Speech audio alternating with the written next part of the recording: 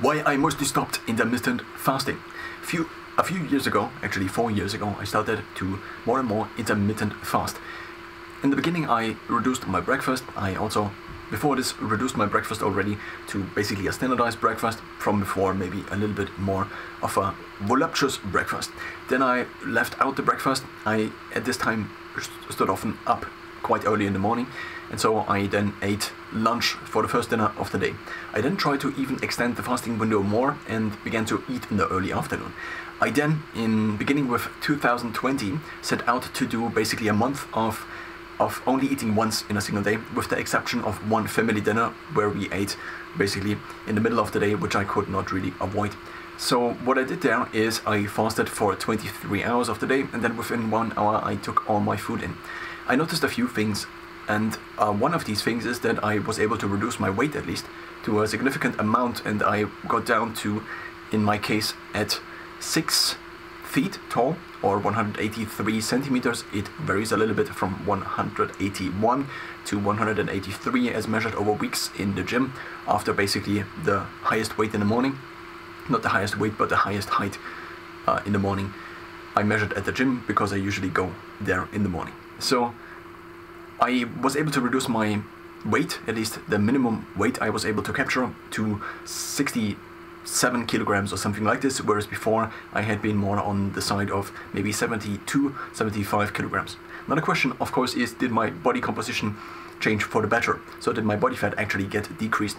And yes, that was indeed the case, at least if I estimate this visually, so if I compare the pictures, but also if I compare the bioimpedance results. So I did have a bioimpedance scale which you can stand on, and so this might not be the most accurate method to measure something like this, but as I have heard multiple times, the main thing these devices can measure is body fat. And then the second thing these devices already can measure weight. In addition, the bioimpedance scale can measure body fat. Now, because it measures body fat and weight, it can basically calculate whatever the rest lean mass is, and basically based on maybe data sets, it can say, okay, maybe this amount of your mass is muscle, and so on and so forth, given your height, given your ethnicity, and so on and so forth. So what I was able to do is, within athlete mode, which reduces the body fat percentage estimated by 2 to 4%, I was able to get down below 10%. Now, this is though only in athlete mode. If I had the scale running in normal mode, I was probably at 12 to 13% more. So if I just assume that there is a 2 to 4% margin that basically goes on top of this if I switch it off from athlete mode. The athlete mode, according to what it says or what it reads, it should be turned on if you have a reasonable amount of activity, but then if I want to, over a long period of time, measure consistently, then it doesn't make sense to turn it off and on, because for one account you can only have the measurement, so the athlete mode, turned on or off. And so retrospectively you can also not change this. So I eventually in the 1 year ago maybe decided to change this, but I also now switched the scale to a Garmin Index S2, which is kind of in a normal mode, but it also has more information about me because it knows my activity, because I track all activity I do on the watch. So I assume now that this is a better estimate. But now also these days my body fat is kind of different on the in-body scale, which I have available in the gym, but also compared, if one compares the in-body scale at the gym compared to the Garmin Index S2, then the Garmin Index S2 seems to be, let's say, 3 to 6% higher in body fat. Maybe somewhere around this. Let's say on average maybe 5%. So if I'm 10% in the gym, then I'm 15% here, and so on and so forth. So currently my yearly average for body fat is 15.9 on the Garmin Index S2, but this is not including the whole year, since I only got it in the last months. So back to intermittent fasting. The initial idea about intermittent fasting was, I would say, mostly twofold. The first reason was that I wanted to increase my productive time in a given day. And the second reason was that I wanted to reduce my body fat, as it had been slowly increasing over the last couple of years before. My leanest ever period, I would say, was when I trained quite heavily. Not heavily, but heavily. So I began training on my own schedule at age 12. So I did a bi-daily split of resistance training as well as running. On top of this, I did school sport. On top of this, I sometimes went for an additional basketball game or something like this. And for also swimming, also partially then training for school in order to not be bad at swimming in school. So the introduction of intermittent fasting offered this idea, what if I could just fast all day long and then just eat in this very small time window. So I basically would combine multiple different functions of time, or so I think of having, so ideally, if one would basically plan a life, then one could say, okay, I want to do these things. Now, if I want to do these things and I also have this daily occurring fixed cost of sleep and so on and so forth, then how could I arrange a schedule in which maybe some of the functions of time, so I have to spend a certain amount of time every day, every week, every month on something, where I could basically align those functions in the same time slot. So one of these ideas was, what if I overlap dinner as well as, so basically what if I overlap food ingestion as well as the social function. So this could also allow potentially for maybe having dinner at somebody else's place, inviting someone over for dinner, and also to higher frequency compared to me not doing this and basically cooking on my own, for example. Now, of course, as I grew up, I had often dinner and also other meals with my family, but then as I began to study, this question began to pop up: how should I kind of ingest my food in an ideal way, which would also allow me to study and also allow me to ideally not be thrown out of my study programs, which eventually happened anyway. In this period, I already began meal prepping, which is basically just cooking on batch, which means 1 or 2 or 3 times a week, or basically whenever I would cook, I would make more, and I would put it in boxes, which I then would keep in the freezer, and then I would get out these boxes. And since I did not know how to use a microwave, even though we had a microwave back then, I ate them often also then frozen because I took them out. But the thing I came up with is to take them out the night before, and then I could put it in the fridge or already now in my backpack. This was something I only figured out in the last couple of months or years, that I could take it out from the freezer the night before, and then there was basically a time lock on this, which would also allow me to further implement or implement more on discipline, one could say, not necessarily on discipline, but to have a system set up in which I could not necessarily eat, because, well, the thing I want to eat is kind of time locked by being frozen still. And so as time goes on, especially in summer, of course this is not especially in summer it is faster to unfreeze, and in winter it takes longer to unfreeze, also depending on where you then keep the box. I would say the initial idea of fasting as long as I can and then eating is still something that is in my mind. So I would not say that I tried this and then I went back to something else. But over now multiple years, let's say 4 years up until this point right now, or 4.5 years up until this point right now, but I already began before to try to extend the periods in which I fasted. So in this period of time, I basically slowly shifted back, and these were kind of maybe hundreds, maybe thousands of kind of optimizations towards basically trying to optimize for sleep, trying to optimize for physical performance as well as mental performance, and so iterating again and again and rearranging this and this and this and this and this, and what if I this and this.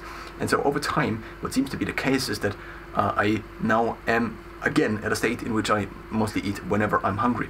Is this the big solution? Just eating whenever I'm hungry? Not really. But to a certain extent also yes. I would say under a certain amount of constraints, or a certain set of constraints, it seems to be the most useful idea to allow my body then to choose what I actually want to eat.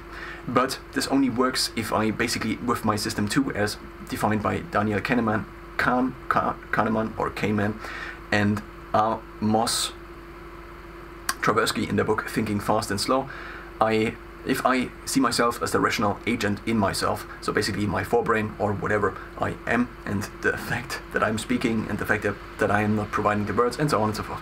If I just say system 1 is the subconscious part of my mind, the part that I cannot really control, also including kind of the rest of my body and all the functions my body and the rest of my brain performs, which I cannot really access or only influence slightly, then what I would say is that if I give system 1 the control over what I eat, this only works if I deprive myself basically from otherwise trying to manipulate my hunger signals environments. So this would mean, for example, that I don't try to not eat sugar. I also try to not eat fruits, since this seems to be too disruptive to my hunger signaling chain. So the fructose seems to somewhat be partially relevant to this, but there are multiple different variables. One of these is, for example, how much food I can eat, so how much volume I can eat per day, but also per well, per sitting, for example. So there is basically the volume of my digestive tract, or in the first case, my stomach. Then there are also other variables, such as how much protein is in the food, and so on and so forth. And so the problem I now realized, and this is also why I slowly, this is not only, but this is one of the many variables, decision variables that led to me slowly basically fading out of intermittent fasting. The following, I think, seems to be true. If I intermittent fast, then this works for a short period of time. And then if my body basically says, okay, do whatever you want, but then if I keep on driving, if I keep on wanting to sit in the driver's seat, then eventually it just takes over. And so this could mean that if I fast until the late evening, this was often 7, this was often 8, this was often 9 a.m. in the evening, not a.m., but p.m. in the evening, then what this would result in is that now my body thought it was eating time. And because I then had probably not met my nutrient needs of this day, it just kept continuing to eat, even though I only wanted to eat for an hour. So another problem that occurred then is that, so basically, to sum up the first problem, if my body needs a certain amount of nutrients in a given day, and I fast all day, and also my system 1 allows me to do this, and therefore allows me to basically access our both shared energy already, then it also needs to replenish this energy, because it's system 1's responsibility to try to keep us both kind of alive and also well. And so it runs then maybe many calculations which I don't have access to, such as, okay, I need this micronutrient, I need this micronutrient, and I need this much of this micronutrient, and oh, we don't have any protein, so how okay, let's make system 2, let's access our override control, and we do have the admin rights, so we just make system 2 eat for now 2 hours or 4 hours. And this is something that often occurred, and this is also, so not necessarily 4 hours straight, but I would eat initially, and then also because, now this is the second part I wanted to discuss, not necessarily hierarchically kind of on the same level, but if I fast all day, then my stomach shrinks. If my stomach shrinks, then, and simultaneously, basically I'm more and more into fat burning, then my body turns off kind of the hunger signaling chain, I would say. And the more I go into this, the harder it also is to get out of this, and also to get out of this well. Because if I then just apply my usual routine of, okay, I now start to eat, then there is this mismatch of, okay, now I think it is time to eat, whoever I in this case is, and then also my body, but my body, the rest of my body is not prepared for eating yet. So it is like, okay, we are still in ketosis, what do you want now? It's like, we only have a stomach that is this size, I don't know to which size it actually shrinks, especially if I then also fasted for multiple days sometimes. But then, so the biggest fast I ever did was 5 days, but I try to very often do more than maybe 24 hours or something like this. I probably have hundreds, maybe thousands of fasts that last for maybe 16 hours or longer, 18 hours or longer, 20 hours or longer. I would say it's in the hundreds probably, the 18-hour plus fasts. I don't know how many, 23 hours. I could look them up on my phone, at least the ones I tracked, but I think this is not so much the purpose of me now regurgitating these numbers. Oh, I did this many fasts. I also actually, as of a few days ago, I used to track basically the duration of my fasts within a habit tracker, and so I got rid of this. Because now, what I'm thinking is this.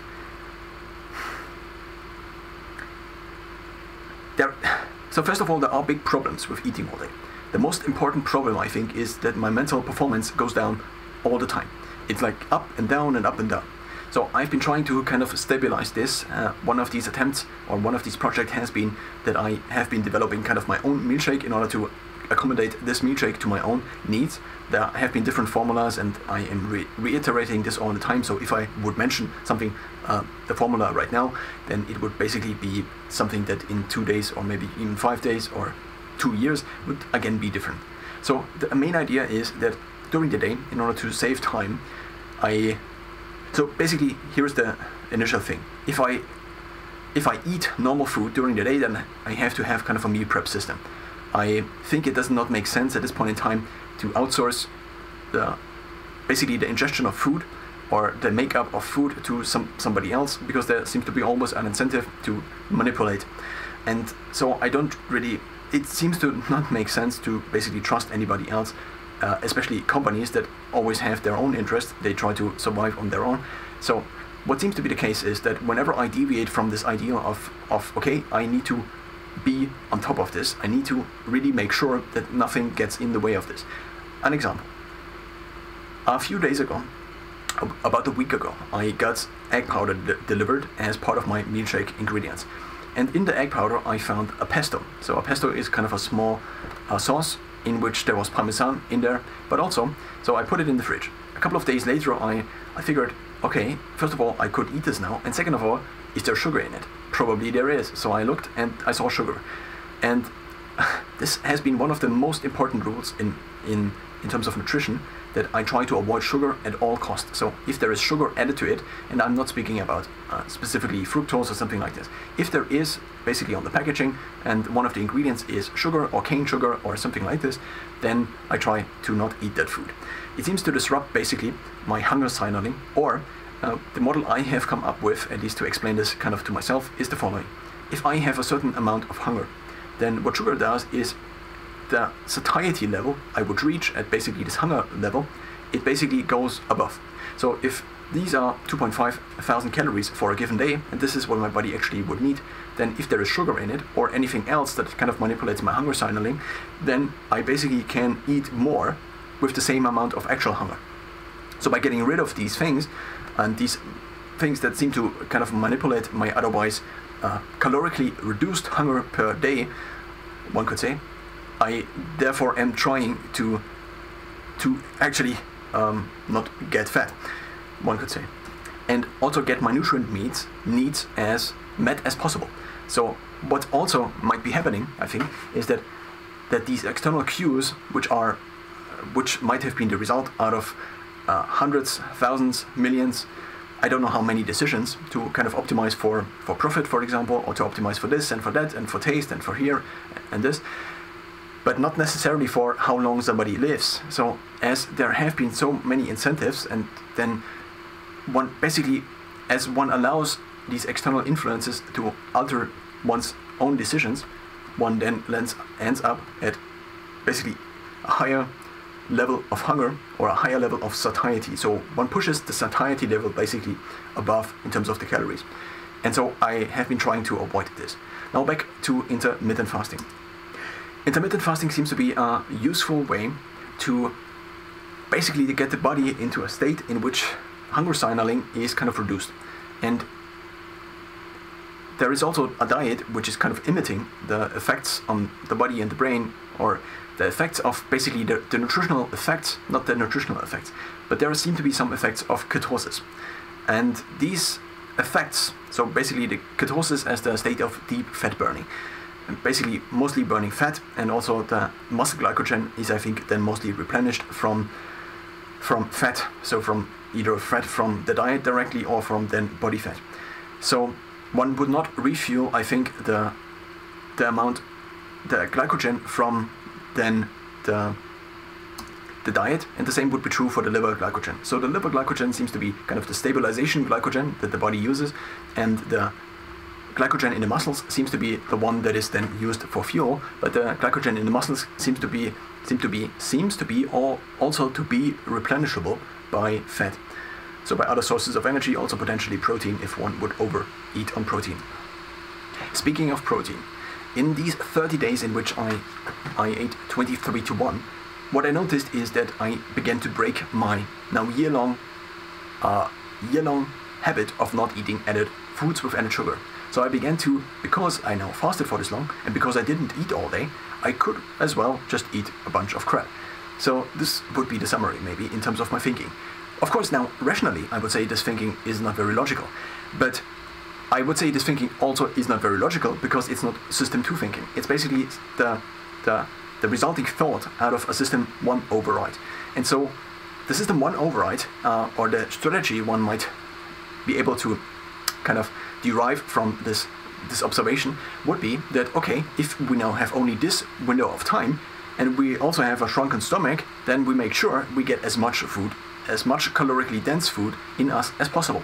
And this seems to not then be lentils plus maybe cottage cheese, but this is then more something like, okay, something that's very calorically dense, so something with lots of fat, lots of sugar, because that at least satiates basically the caloric needs, which then means the body can exist. Of course, it does not then maybe exist for the long term and optimally, but it at least exists. And this is also then maybe not 50 grams of fiber per day or 40 grams of fiber per day. I think MyFitnessPal for me recommends 39 grams of fiber in a given day. One perspective on this whole idea about implementing a System 2 rule as an override for System 1 by just not eating all day long could also be this. We created a food environment, not we, but so many decisions, independent decisions, similar to basically the invisible hand of the market. We also optimized food towards whatever evolutionary program kind of selects our food. And this has worked well in the past, but now with these incentives to maybe, let's just take 2 bakers. The one puts 1 gram of sugar more into his bread, and then customers realize that it tastes better, and so they seek out this bread more. The second baker eventually realizes that he now has less customers, so he searches around. He maybe asks Copilot, but maybe it's the 1800s, so he didn't have Copilot, but eventually he figures out that if he puts now 1 gram of sugar in it, then he's kind of having the same customers as before again. Now this is assuming a zero-sum game in which the customers are basically the same. Now we can also assume that both are now at 2 grams of. So we could also assume a not zero-sum game, but let's just leave this out for sake of simplicity. So as basically the customers go from one to the other, as they then begin to increase their amount of sugar in it, then the one finally realizes sugar and fat, that's the final combination. So they put sugar and fat in it, and then they arrive at kind of the optimal ratio. I don't know exactly what it is, but one could say maybe 20 grams of fat, 40 grams of sugar, or something like this per 100 gram. And maybe also a little bit of protein. The next one then realizes that one could pour something else into this. And so something else that again would basically boost sales. So this is only one example, and this might have occurred in the last couple of 100 years, and therefore we now have food that is basically over-optimized for taste. And as the food is over-optimized for taste, the only rational conclusion now could be that one tries to avoid this basically food access, or one tries to basically override the normal hunger signaling with a System 2 rule that is now ideally smarter compared to the System 1 rule, which is just don't eat. And so one then would constrain the time window in which this occurs. Now, of course, this rationality then would make sense. The problem is only that the outcome of this might also have a few side effects.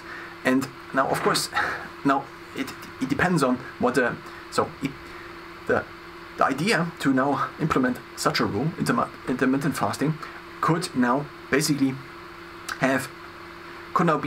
be a Pareto optimal new allocation. So this would mean that from going from one allocation, from basically one method of doing things to the next one, would be Pareto optimal. So it would be a better situation, very simplified.